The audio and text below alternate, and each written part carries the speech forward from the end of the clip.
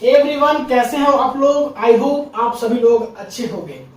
तो इस क्लास में हम लोग डिस्कस करने जा रहे हैं केमिकल काइनेटिक्स का next lecture, that is lecture number 02। तो पिछली क्लास में हम लोग केमिकल काइनेटिक्स का लेक्चर स्टार्ट किए थे, उसी को इस क्लास में कंटिन्यू करेंगे। वहां पे हम लोग ग्राफ के बारे में स्टडी कर रहे थे। आपको हम बताए थे कि ग्राफ का हम लोग को 4 टाइप्स का ग्राफ पढ़ना है। सबसे first straight line graph, second exponential graph, third parabolic graph और फोर्थ हाइपरबोलिक ग्राफ।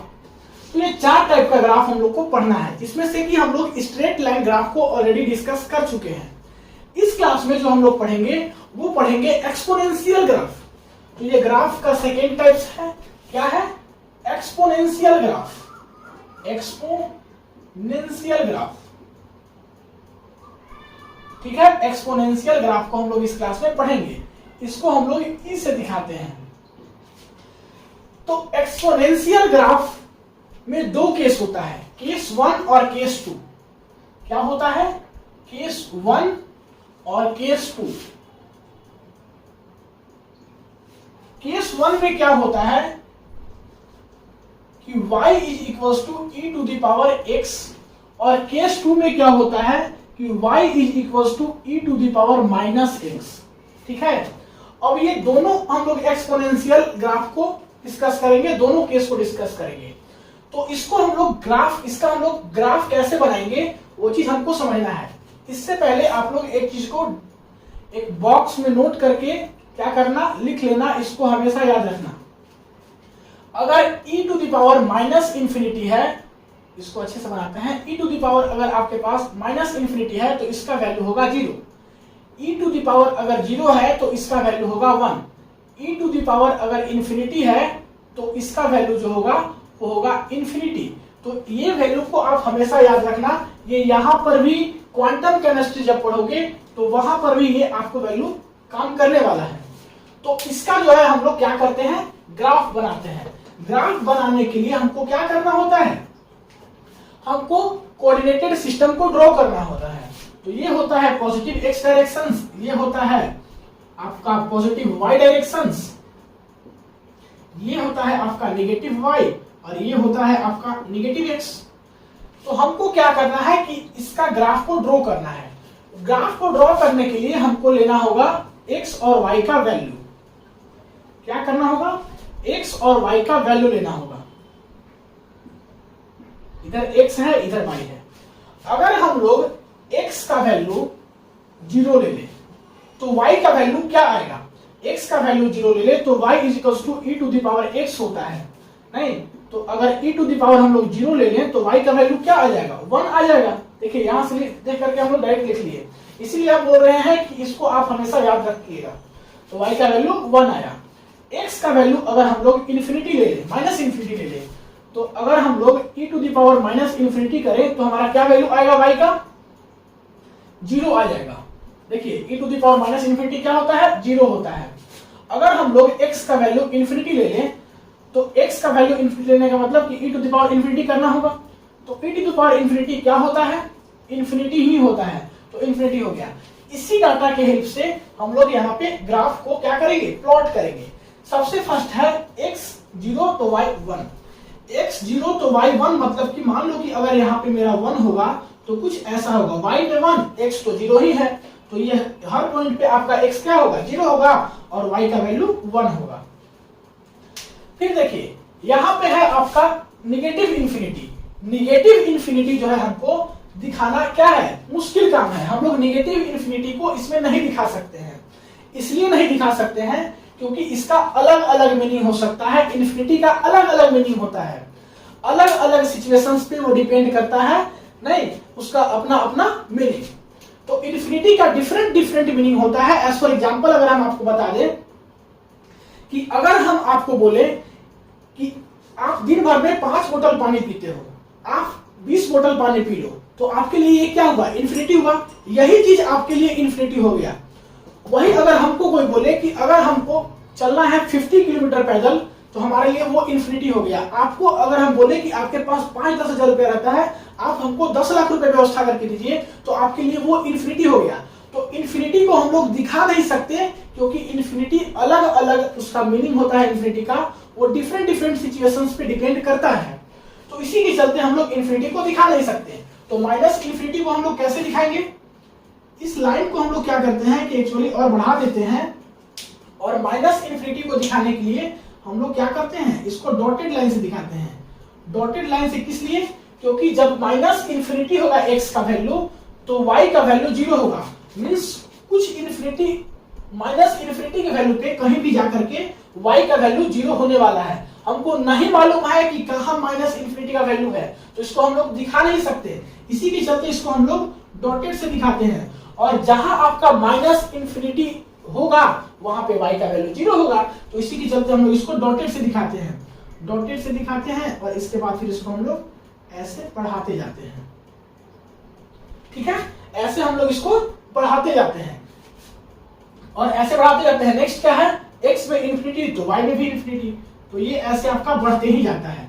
तो आप इसको समझ लिया बात को। फिर से हम एक बार आपको ग्राफ को समझाना चाह रहे हैं। यहाँ पे x का वैल्यू 0 है तो y का वैल्यू 1, तो x का वैल्यू 0, y का वैल्यू इस पॉइंट पे हम 1 मान लिए। फिर बोले कि x का वैल्यू माइनस इन्फिनिटी को हम लोग दिखा नहीं सकते, तो इसके चलते हम उधर डॉटेड लाइन से दिखा रहे हैं। डॉटेड लाइन से दिखा रहे हैं, और फिर कहीं भी जाकर के जहां x का वैल्यू माइनस इन्फिनिटी होगा वहां y का वैल्यू 0 हो जाएगा। फिर x का वैल्यू इन्फिनिटी है तो y का भी वैल्यू इन्फिनिटी है, तो x का वैल्यू इन्फिनिटी, y का वैल्यू इन्फिनिटी हम लोग दिखा दिए। अब यहां से देखिए आपको क्या क्या चीज ऑब्जर्व करने वाली बात है कि ये जो आपका ग्राफ है, आप देख रहे होंगे कि कुछ इस प्रकार से बन रहा है। आप इससे अच्छा बनाना, तो ये आपका इंक्रीजिंग ग्राफ है। कैसा ग्राफ है? इंक्रीजिंग ग्राफ है। सेकेंड, वही अगर हम लोग बात करें तो यहाँ पे x जो है वो डायरेक्टली प्रोपोर्शनल है y का। x जो है वो डायरेक्टली प्रोपोर्शनल है y का।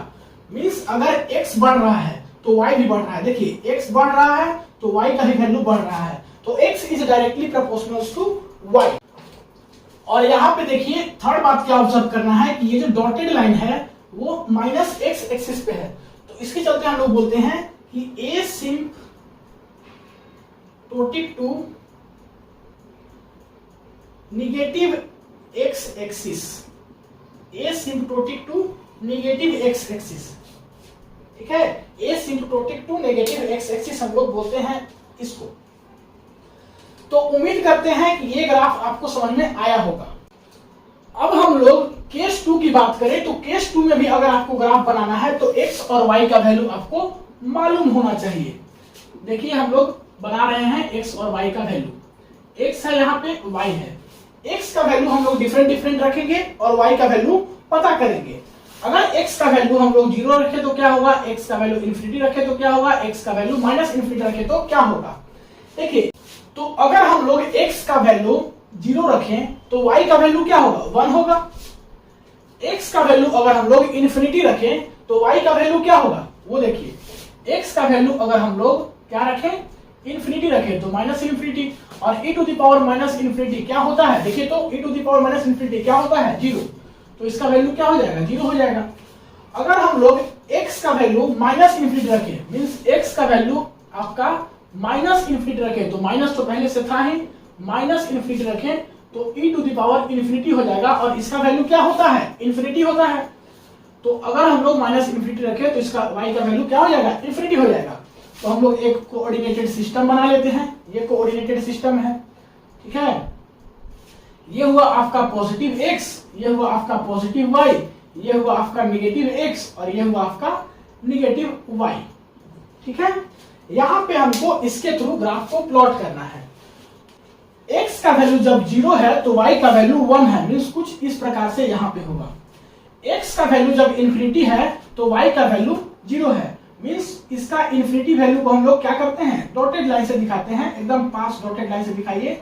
कहीं x का वैल्यू इन्फिनिटी होगा वहां पे y का वैल्यू क्या होगा, 0 होगा, और ये कुछ ऐसा जाएगा। नेक्स्ट क्या है, x का वैल्यू माइनस इन्फिनिटी है तो y का वैल्यू क्या होगा, x का वैल्यू माइनस इन्फिनिटी है तो y का वैल्यू इन्फिनिटी होगा, मींस ग्राफ जो है आपका कुछ इस प्रकार से जाएगा। ठीक है, तो उम्मीद करते हैं कि ये ग्राफ आपको समझ में आया होगा। अब जो है हम लोग यहाँ पे क्या क्या चीज ऑब्जर्व कर रहे हैं, जैसे यहाँ से 3 बातें ऑब्जर्व किए कि ये इंक्रीजिंग ग्राफ है, तो ये कैसा ग्राफ दिख रहा है, इस प्रकार से कुछ ग्राफ दिख रहा है, तो ये आपका डिक्रीजिंग ग्राफ है, डिक्रीजिंग ग्राफ है। ये कैसा ग्राफ है, डिक्रीजिंग ग्राफ है। सेकेंड अगर हम लोग बात करें यहाँ पे क्या ऑब्जर्व किए कि यहाँ पे y जो है वो इनवर्सली प्रोपोर्शनल है x का, मींस अगर हम लोग x का वैल्यू इंक्रीज कर रहे हैं तो y का वैल्यू डिक्रीज हो रहा है, ठीक है। थर्ड पॉइंट हम लोग यहां से क्या किए, ये जो है आपका एसिम्प्टोटिक है, इसका asymptotic to positive x axis.